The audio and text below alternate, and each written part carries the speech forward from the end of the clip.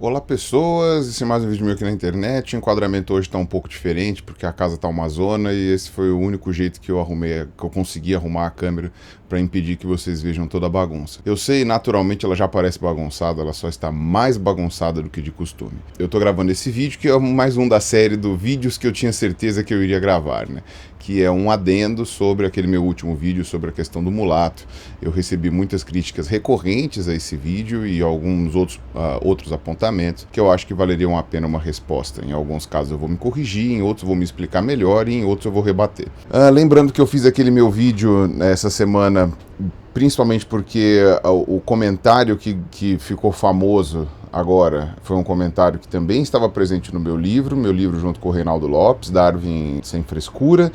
Esse livro já está à venda em algumas livrarias e está à venda pela Amazon. Esta semana especificamente, ou seja, no máximo até amanhã, porque esse vídeo deve sair agora na quinta, ele está com desconto. Tá, então se você conseguir comprar ele até sexta-feira, você consegue ganhar ele com um certo desconto, tá? Acho que é 20%, se não me engano, usando o cupom DARWIN20, eu vou deixar linkado aqui embaixo na descrição. Não vem autografado, infelizmente, mas pelo menos vem com um descontinho, tá? Você minimizou outras formas de escravidão? Essa foi uma crítica recorrente e eu assumo minha culpa nisso, porque eu revi o vídeo e de fato deu a entender que eu estava dizendo que as outras formas de escravidão eram light, ou eram ok, e só a escravidão transatlântica foi efetivamente nociva. Na verdade, o que eu estava querendo pontuar era o grau de gravidade da escravidão transatlântica, mostrando como ela foi efetivamente mais agressiva, mais violenta e mais desumana do que as outras formas de escravidão que a humanidade teve, salvo uma outra exceção pontual. Só que no meu discurso acabou parecendo que as outras formas de escravidão eram light, tá? Vocês podem conferir lá no vídeo que realmente dá essa impressão, então eu preciso me corrigir aqui. Não existe forma light de escravidão, talvez salvo aquela lá que era professoral, que eu tinha comentado que tinha na Roma Antiga. A maioria das formas de escravidão foram efetivamente agressivas. Teve sim uma implicação de nós somos os superiores, os outros são os inferiores, como aliás é um padrão recorrente da espécie humana, né? A espécie humana enxerga desta maneira as coisas, em geral, né? Você precisa lutar contra isso, você precisa estudar, você precisa ter contato com outras culturas para você perder esse pensamento de superioridade ou inferioridade, enfim, que seja. Na Grécia, a escravidão não era light, mesmo no período bíblico lá, principalmente no Velho Testamento, você tem algumas regras, por exemplo, de o limite em que você deve bater no seu escravo, né? Então, existe sim crueldade, sempre existiu com relação à escravidão. A escravidão não foi uma coisa light, não foi uma coisa boa. O tráfico negreiro que fez a escravidão transatlântica, né, foi apenas um comércio mais lucrativo e, portanto, maior e com um número mais exponencial de pessoas, e quando você vai ver, acabou gerando uma crueldade um pouco maior também, pelo menos disseminada, né, uma crueldade mais disseminada. E várias pessoas me apontaram a escravidão árabe, né, a escravidão do Oriente Médio, que foram os primeiros a escravizar os negros, ou seja, os primeiros não negros a escravizar negros subsaarianos. A escravidão árabe, de fato, também foi desumanizante, obviamente bastante cruel, bastante grave, durou muito mais, né, os cálculos são de que ele tenha durado do ano 650, apesar de que ele já existia antes do Islã, então o Islã apareceu lá pelo ano 500 e pouco, tal, já existia antes do Islã esse sistema de escravidão, só que ele foi mais instrumentalizado quando o Islã virou uma religião organizada e um império organizado, né? Aquele grande califado lá que teve depois do ano 600, tal, que eles tomaram parte da Península Ibérica, etc. Durou até, sei lá, talvez metade do século XX, tanto é que a Mauritânia foi o último país do mundo a abolir a escravidão, né? O Brasil foi o último país das Américas, né? Mas a Mauritânia foi o último país, de fato, a abolir a escravidão, ou pelo menos não abolir, porque abolida mesmo ela não foi, mas torná-la ilegal. Então a escravidão árabe, né, não dos árabes, né, a escravidão feita pelos árabes, foi obviamente o comércio que pavimentou o terreno para que os europeus começassem a fazer a escravidão dos negros subsaarianos. Só que se você for ver, ainda que os europeus não tenham sido pioneiros, eles levaram tudo à máxima potência. Então, fazendo as contas aqui, eu peguei algumas estimativas. Em 350 anos, praticamente 400 anos de tráfico negreiro transatlântico, calcula-se que cerca de 12 milhões e meio de africanos foram comercializados, foram transportados. Isso inclui Brasil, Estados Unidos, Haiti, Jamaica, enfim, todos os países em que que houve a escravidão perpetrada por ingleses, portugueses, franceses, etc. A escravidão árabe, que foi lá do ano 600 até metade do século XX, né, 1950, 1930 mais ou menos, estima-se que tenha movimentado 20 milhões de pessoas, talvez um pouco mais, lembrando que não eram apenas negros. Os árabes também escravizavam brancos, tá? Principalmente lá da região do Cáucaso. 20 milhões talvez seja uma estimativa subestimada, mas não passa muito disso. Então, se você for ver proporcionalmente, em cerca de 1.300 anos, foram comercializados cerca de um pouco mais de 1/3 a mais do que o tráfico negreiro nas Américas em 350 anos. A proporção, né, do ponto de vista de velocidade, de quantidade de pessoas do tráfico negreiro transatlântico foi maior do que todos esses séculos e séculos, milênios até, de tráfico de escravos feito pelos árabes. Então acho que é importante colocar isso daí, porque eu não vejo nenhuma pessoa que comente sobre a escravidão feita pelos negros na África subsaariana ou feita pelos árabes, que não esteja tentando minimizar o papel do europeu na escravidão aqui no Brasil. Eu não vejo, desculpa, a lâmpada tá querendo pegar no tranco aí, por isso que tá piscando aqui, tá, gente? Eles não estão interessados em explicar a história, pelo menos não as pessoas que eu já vi usando esse argumento, estão interessados única e exclusivamente em dizer que o branco é que trouxe a civilização, o europeu é que é o bom, é não sei o que lá. Eu acho que pouco importa quem começou a escravidão, quem fez a escravidão aqui no Brasil foram os europeus, e eles é que perpetraram as crueldades contra os africanos aqui. Os africanos foram as vítimas. Ah, mas eles se escravizavam lá na África. Não interessa. Ninguém está dizendo aqui o mito do bom selvagem, que nem aplicavam para os indígenas aqui e tal, e que também chegaram a aplicar para os africanos. Ninguém está dizendo que eles eram perfeitos e que não cometiam barbáries também, e que não tinham crueldades, atrocidades, inclusive porque são seres humanos, e seres humanos são capazes de crueldade. Só estou falando que no caso da escravidão brasileira, eles foram as vítimas. Ponto. Se você quiser explicar sobre a escravidão árabe, sobre a escravidão que existia dentro da África, quiser explicar sobre uma série de coisas, explique dentro de um contexto em que você não minimize a atrocidade da escravidão europeia, porque é isso que eu vejo as pessoas usarem esses argumentos, e é por isso que eu acho esses argumentos bastante perigosos. Se vocês forem olhar aquele documento do Rui Barbosa que eu deixei na descrição do meu outro vídeo, vocês vão ver que lá você tinha a argumentação toda de todos os parlamentares da época com relação à lei do ventre livre, à lei dos sexagenários, tal, todas aquelas leis que foram aplicadas pelos abolicionistas antes da abolição definitiva. E você vê que as argumentações são terríveis, terríveis. Você se sente assim num mundo distópico, em que as pessoas são assustadoramente cruéis e conseguem racionalizar a sua crueldade. E isso não é muito diferente do que você vê hoje, pessoas discutindo algumas pautas que talvez mudem muito, chacoalhe demais aquilo que elas estão habituadas. Então, eu acho que esse é o ponto que precisa ser discutido, tá? E eu acho que essa foi a coisa mais relevante daquele meu outro vídeo. Os imigrantes só se ferraram. Outra coisa que o pessoal veio falar comigo também é que, apesar de todas aquelas leis que garantiam privilégios aos imigrantes durante o incentivo à imigração que foi feito, quase nenhuma delas serviu para cumprir de fato aqueles benefícios que os imigrantes tinham direito. Vários imigrantes vieram com promessa de terra e ela não veio, vieram com promessa de um auxílio de custo que não veio, vieram com a promessa de uma cidadania às vezes que não veio, ou qualquer outra coisa assim.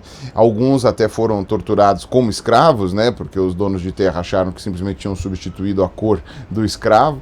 Então, de fato, você teve, obviamente, muitas agruras dos imigrantes aqui, os imigrantes europeus, os imigrantes japoneses, mas o fato é que houve um interesse do governo brasileiro em fazer esse benefício para os imigrantes, não houve o interesse deles em fazer esse benefício para os negros que já estavam aqui, talvez fosse até mais barato fazer isso, porque o intuito deles era eugenista, eles queriam embranquecer a população brasileira, e os japoneses aí entraram como um sistema de exceção aí, porque teve um acordo diferente lá, eu não vou entrar nesses aspectos históricos, mas foi uma exceção, tá? E que houve resistência também, tá? As pessoas não queriam que os japoneses vierem para cá, tanto que os chineses foram proibidos, por exemplo, alguma coisa assim. Então os imigrantes efetivamente se ferraram aqui no Brasil também, mas não dá para negar que eles se ferraram menos do que os africanos, ainda que individualmente você pudesse pegar um europeu que tenha se ferrado mais do que um negro em específico, você pode dizer que em linhas gerais os imigrantes europeus se ferraram menos do que os imigrantes, digamos assim, porque foi forçado, mas foi uma migração forçada, né? Mas são imigrantes,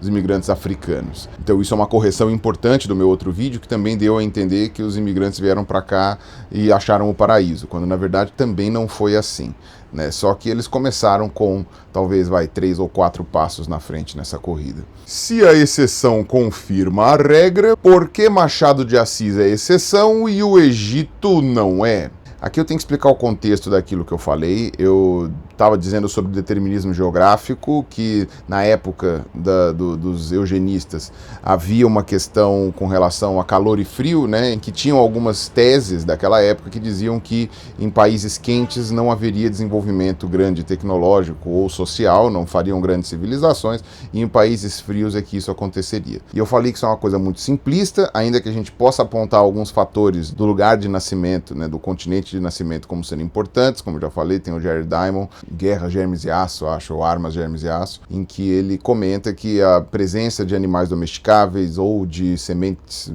altamente calóricas, agricultáveis, gramíneas principalmente, foi um auxílio para as populações, principalmente da Mesopotâmia, do Oriente Médio e da Europa, para se desenvolverem mais do ponto de vista civilizatório, ou antes, né, do que outros povos. E eu tinha falado que isso daí não faz sentido, porque o Egito, por exemplo, tinha sido feito numa região tropical e mesmo assim formaram a maior civilização do seu tempo. Falaram que isso daí é uma exceção, só que essa exceção não confirmaria a regra, e eu tinha dito que não se devia usar exceções para rebater a regra, como por exemplo Machado de Assis, que era negro, ou pelo menos pardo, ficar falando que, não, tinham vários negros que eram libertos e que adquiriam posição de destaque, é uma exceção que confirma a regra. E acharam que isso daí era um discurso incongruente. Então esse é uma alegação que eu vou rebater, tá? Essa eu discordo que tenha havido um mal-entendido. O Egito não é uma exceção. Se você for ver, entre as primeiras civilizações do mundo, você tem a região do crescente fértil da Mesopotâmia, que ainda que fosse mais úmido do que é hoje,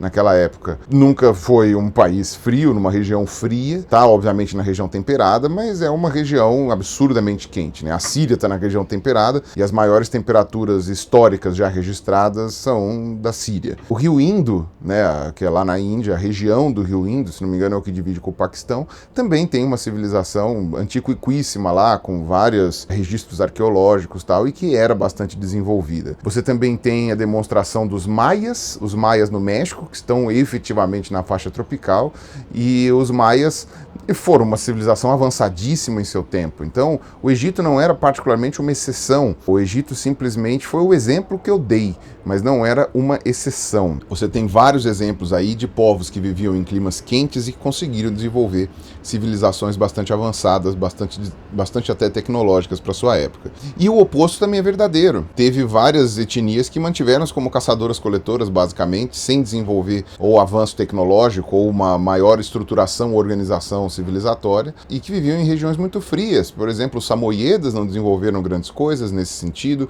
Os indígenas que viviam nas regiões próximas dos polos, então os inuits no norte, os patagões no sul, aqueles indígenas de Ushuaia. Então é só para demonstrar que essa coisa do frio ou calor não é o determinante para o desenvolvimento de uma civilização. Agora, se você for ver, curiosamente, todos esses exemplos que eu dei, né, Egito, Astecas, Mesopotâmia, Rio Indo, tinham à disposição gramíneas agricultáveis altamente calóricas e energéticas. Aqui nas Américas era o milho, lá no Oriente Médio ou na Ásia, na África, né, no Egito, você tinha a cevada, o trigo, o centeio, enfim, uma série de gramíneas. Então o Jared Diamond aponta um fator de determinismo geográfico, entre aspas, muito mais relevante do que a temperatura. Eu falei falei que na época do Império, negro seria uma associação imediata a um escravo. Deram o exemplo de um barão que era negro e tal, mas esse barão era uma exceção. Ele conseguiu, através de alguma carta de alforria, através de algum apoio de algum branco, ele conseguiu galgar uma opção de ascensão ali. Tem o exemplo da Chica da Silva e tal, mas isso são exceções. Essencialmente, quando você tem uma diferença física, uma diferença fenotípica muito óbvia entre dois grupos, e um é o escravizador e o outro é o escravizado, você vai ter uma associação inicial de que quando você vê um negro, no caso, ele é um escravo. E você tinha, obviamente, negros libertos, negros que tinham comprado a sua alforria. Mas isso não muda o fato de que ver uma pessoa negra na rua implicava no inconsciente das pessoas de que aquela pessoa era uma escrava, né? Um escravo. Você tinha uma diferença física muito evidente, muito grande. Eu não sei se teve escravo branco, né? Aquela ideia da escravizaura, tal, única e exclusivamente pela sua descendência. Mas deve ter tido também, e isso era outra exceção à regra. Como eu falei, não se deve pegar a exceção pela regra, e isto não vale para o Egito, beleza? Que não foi exceção. Não é consenso a definição etimológica. Esse ponto não é um ponto em que e não foi um ponto na qual eu fui confrontado. O problema é que vários comentários estavam batendo o martelo dizendo que a origem etimológica de mulato era muhalad, né, que é a palavra em árabe que significaria um filho de um árabe com não árabe, né, de um muçulmano com não muçulmano, e não de mulus, que seria a origem latina, que quer dizer híbrido. Tá? Não necessariamente mula.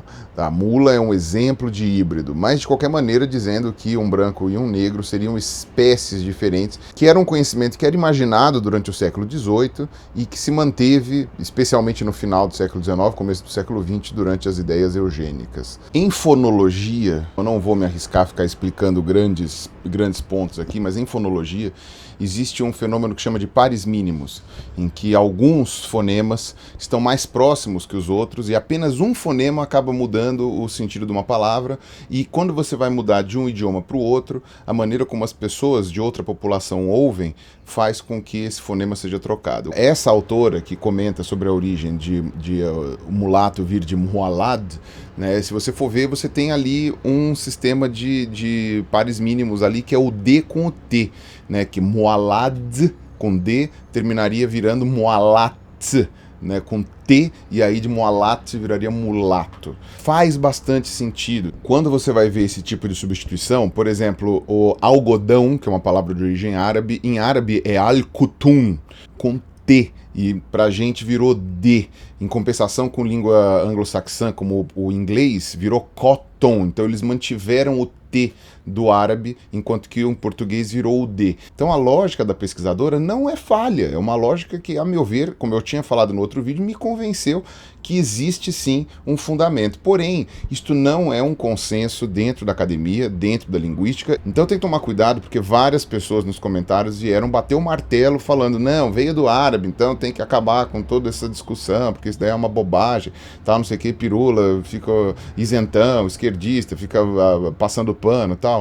Agora, vamos ser sinceros, ainda que a origem seja do árabe, e teve algumas pessoas, inclusive algumas pessoas negras, que vieram falar que era conveniente dizer que veio do árabe, tá? Eu acho que a verdade não tem necessidade de ser conveniente ou não. Se tiver provar que veio do árabe, pouco importa se isso daí vai fazer diferença para qualquer pessoa que seja, porque a verdade é a verdade, se isso chegar a um consenso um dia. Mas o argumento total do meu outro vídeo era que, independente da etimologia, se você se ofende com uma palavra, ela pode efetivamente ser, enfim, colocado como ofensiva. Mesmo que mulato venha de muhalad, do árabe, isso não quer dizer que aqui no Brasil as pessoas não fizessem essa associação de mulato com mula, tá? E que isso fosse usado ativamente aqui pelos escravagistas brancos, e não a origem etimológica original lá em Portugal, que originou esse termo, que poderia ser do árabe. Tá? Então, talvez essa não seja a discussão correta, tá? E esse é o ponto, que foi até o que eu falei no meu outro vídeo, esse foi o ponto que eu concordei com o Caio Coppola. Se por um acaso você não gosta do termo mulato pela questão etimológica, talvez você não tenha sido avisado, talvez você não conheça o fato de que essa origem etimológica não é uma certeza. Porém, você tem todo o direito de se ofender com a palavra mulato, mas talvez usar a origem etimológica como desculpa não seja o ideal. Talvez você possa argumentar com relação ao uso prático dessa palavra, que durante o período escravagista fazia uma correlação com a palavra mula, né, com o hibridismo entre espécies diferentes, sendo, portanto, pejorativo. No caso que o Caio tinha falado, aí o pessoal veio me comentar que essa discussão tinha começado num programa anterior da Jovem Pan, que, como eu falei, é um programa que eu não acompanho. Eu assisti só aquele episódio para fazer o meu vídeo anterior, e eu procurei essa discussão anterior e não achei. Eu assisti 2, 3 programas anteriores, né, de fevereiro e começo de março, e não achei a discussão, tá? Então eu vou acreditar no que disseram nos comentários, que o outro rapaz lá, que é o homossexual, tinha falado que mulato não devia ser usado por causa da etimologia. Então, se por um acaso a ideia foi etimológica, esse é o argumento bom do Caio. Se foi só o argumento etimológico que fez você se ofender, talvez você esteja realmente acreditando num boneco de palha, aí, né, num espantalho. Agora, como eu falei no meu outro vídeo, e foi essa a minha crítica ao Caio, é que isto não impede que você se ofenda com a palavra mulato, e você tem vários motivos que podem ser usados. O exemplo foi a hipersexualização das mulatas. Outro ponto de discordância que eu tive foi a questão da vitimização, em que ele falou que os movimentos negros criam a sua ideia se vitimizando. Em nenhum momento disse que o Caio nega racismo, em nenhum momento disse que o Caio prega que os movimentos negros não deveriam existir, mas ele argumenta sim, ou pelo menos deixa subentendido de maneira muito clara, que os movimentos negros estariam baseados apenas em vitimização, quando o que eu defendi no meu vídeo é que não, eles são baseados em várias reivindicações, etc. A gente pode discutir isso daí, e também para que seja espalhada os fatos que aconteceram historicamente que prejudicaram as pessoas de pele mais escura, especialmente da África subsaariana. E isso são coisas que as pessoas muitas vezes não sabem. Vários comentários que eu recebi no outro vídeo falaram: ah, Pirulli, eu já tô careca de saber, enquanto outros falaram: gente, eu nunca ouvi falar isso na escola. Então o meu argumento não estava completamente errado, não, e muito menos o argumento do pessoal dos movimentos negros. Agora, tem um ou outro negro que se vitimiza? Muito provavelmente tem, eu mesmo já vi 1 ou 2 na internet. Isso não deveria deslegitimar tudo. Agora, talvez um outro argumento pudesse ser refinado. Mulato não é ofensivo? Continuando na mesma linha argumentativa, várias pessoas falaram que, olha, eu sou mulato e não me ofendo. Olha, eu conheço vários mulatos que não se ofendem. Olha, eu sou pardo e pardo pra mim é cor de papel. Pra mim eu prefiro ser chamado de mulato. Então tem pessoas que não se ofendem de serem chamadas de certos nomes, e tem outras que ficam completamente ofendidas. Por exemplo, entre os meus amigos mais próximos, a gente tinha uma brincadeira, e vários, isso é muito comum, né, de ficar zoando um com a mãe do outro. Tal. Isso daí, nossa, é coisa de criança que não cresce nunca. Só que a gente deixava isso muito claro para algumas pessoas que ficaram um pouco chocadas, que a gente tava falando da mãe lírica, né, não é a mãe real, né, não é a dona fulana, a dona Beltrana. A gente usava a mãe arquetípica, vai usar um linguajar junguiano aqui. Tinha pessoas que ficavam profundamente ofendidas com isso. Não aceitava esse tipo de brincadeira de maneira nenhuma. De virar a cara mesmo, de levantar e ir embora. Isso vai de cada um. Se tem pessoas que se ofendem com o termo mulato, né? Se, por exemplo, a pessoa não gosta de brincadeira com mãe, a gente parava de fazer brincadeira com mãe. Se a pessoa se ofende com o termo mulato, a gente para de usar. Isso é uma coisa que eu acho que é o mais correto, e é uma coisa, inclusive, que o próprio Caio falou no programa, né? Para de usar. Ele só falou que ele pararia de usar por uma escolha pessoal. E não sei de ninguém que tenha proposto uma lei para criminalizar a palavra mulato, inclusive porque racismo e injúria racial já são crimes. Tá? E eu acho muitíssimo improvável que uma pessoa seja condenada por injúria racial por ter chamado uma pessoa de mulato. Absurdamente improvável que um juiz considere isso como procedente. Ou mesmo que uma pessoa tenha vontade de iniciar um processo jurídico por causa disso. Vai na delegacia, tem toda essa dor de cabeça porque fulano chamou outro de mulato, sendo que a intenção nem era ofender, certo? A menos que tenha tido uma intenção de ofender, né? Você tem muito essa questão de crimes contra a honra, o animus diffamandi, né? Sabe, a vontade vontade de difamar, a vontade de ofender. Quando você vai ofender uma pessoa, você pode usar palavras completamente normais, mas que são extremamente agressivas, e isso pode gerar uma ofensa. Então, às vezes, a pessoa, se ela está falando a palavra mulato sem o intuito de ofender, eu acho muito pouco provável que alguém comece um processo jurídico para penalizar essa pessoa e para condená-la. Então, eu acho que é uma preocupação irrelevante. Ninguém está obrigando ninguém a fazer nada. Ninguém está falando que você é obrigado a fazer alguma coisa. Você pode fazer do jeito que você quiser, você pode chamar do jeito que você quiser. Entendeu? Só que as pessoas às vezes têm o direito de se ofender. E se não é um consenso, né, ou até se for realmente uma invenção de alguns movimentos negros de que mulato passaria a ser ofensivo, conversa com a pessoa. O que eu entendo é o seguinte: nenhuma mudança linguística ela é forçada. Quando ela é forçada, na verdade, eventualmente você tem o efeito oposto. Salvo quando você tem alguns idiomas reprimidos, e isso às vezes demora 4, 5 gerações para efetivamente um idioma ser extinto, como aconteceu lá na Europa, por exemplo, em vários lugares, ou com os indígenas aqui das Américas, os idiomas indígenas. Salvo essas situações, você não tem como impor o não uso de uma palavra. A ofensa, ela vai se criando. Quando eu era criança, se eu falasse bunda na frente da minha avó, eu apanhava, certo? Hoje, bunda é um troço corriqueiro. Você tem programa infantil, as crianças falam bunda e os pais, e ninguém liga. Algumas palavras que eram assustadoramente ofensivas no passado, hoje não são mais. Se eu chamar alguém de biltre, coisa que poderia gerar uma porradaria no passado, sei lá, no século XVIII, no século XIX. Se eu chamar alguém de biltre hoje, é capaz da pessoa falar: por que você está imitando aí vilão de filme dos anos 80, sabe?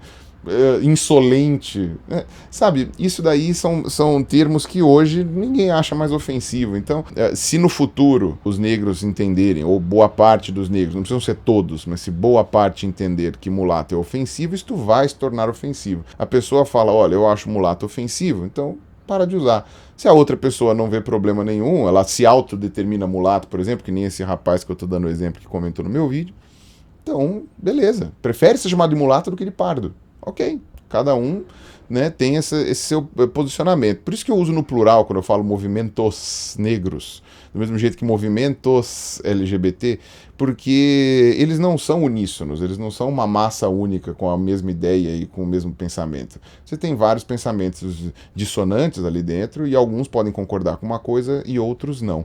Tá, então eu acredito que essa questão do mulato não seja uma unanimidade, quem sabe um dia será.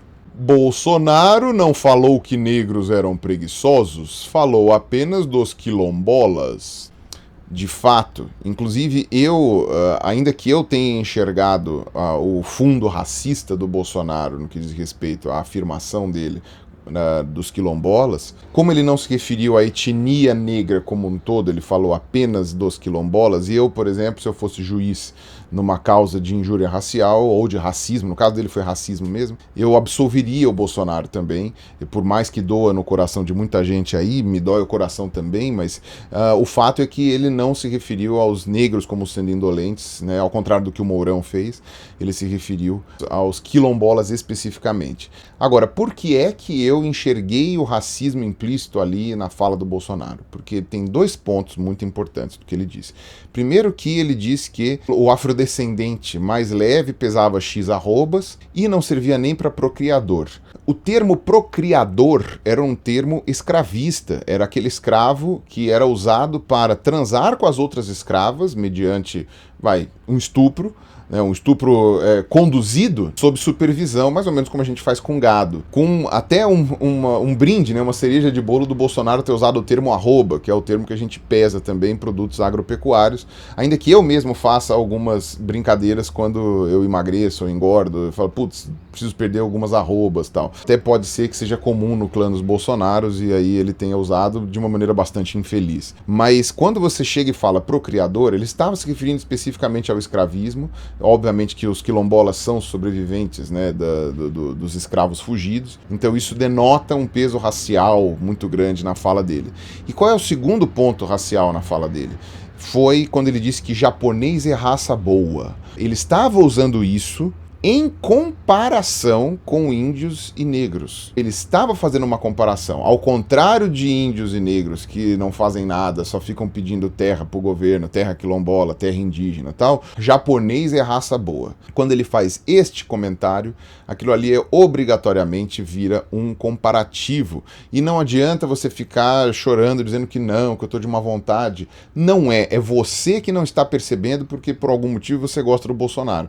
Você não está percebendo, mas há um comparativo quando ele fala que japonês é raça boa e que dentro do que ele estava dizendo, então indígenas e quilombolas são raça ruim. Raça inclui todos os negros e inclui todos os indígenas, tá? Então aí nesse caso existe sim um ponto racial no discurso do Bolsonaro, que tem um racismo implícito ali, sim, ainda que, juridicamente, se você for olhar pontualmente o que ele disse, você não consiga enquadrá-lo numa lei de racismo, numa lei de injúria racial. Nem todo racismo e nem toda injúria racial pode ser enquadrada nesta lei, tá? Por isso que eu acho pouco provável que mulato um dia vire uma condenação, né? Usar o termo mulato. E um exemplo que a gente pode dar é exatamente as pessoas que tentam minimizar a relevância dos europeus ou culpar os próprios negros pela escravização porque eles se escravizavam lá e porque um ou outro príncipe